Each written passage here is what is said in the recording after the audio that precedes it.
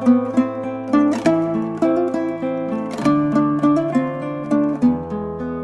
130-летию выдающегося писателя, публициста, поэта, педагога, одного из основателей новой казахской литературы Макжана Жумабаева представлена выставка персоналия «Слову своему поклонюсь». На ней представлены материалы, энциклопедии, биографические справочники, художественная литература, уникальные статьи и документы, которые раскрывают жизнь и неповторимое творчество поэта.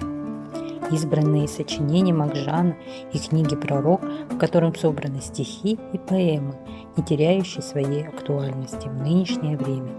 Также сборник лирических творений поэта на 2 языках представлен в книге «Свет красив» Сен Сулу.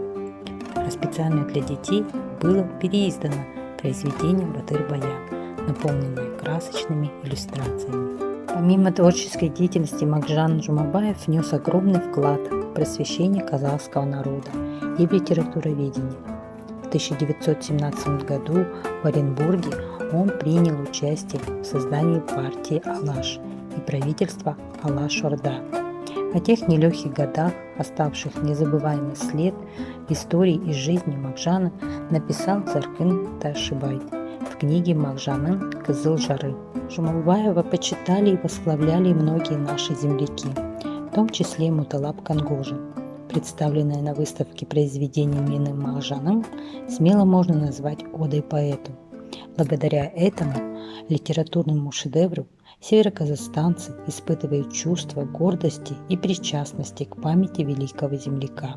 Имя Макжана – это самая яркая звезда, говорил Какимбек Салыков, и посвятил ему книгу «Макжанға тағзым», также представленная в фонде нашей библиотеки. Макжан Жумабаев – гордость нашего края, один из тех, кто прославил его на века.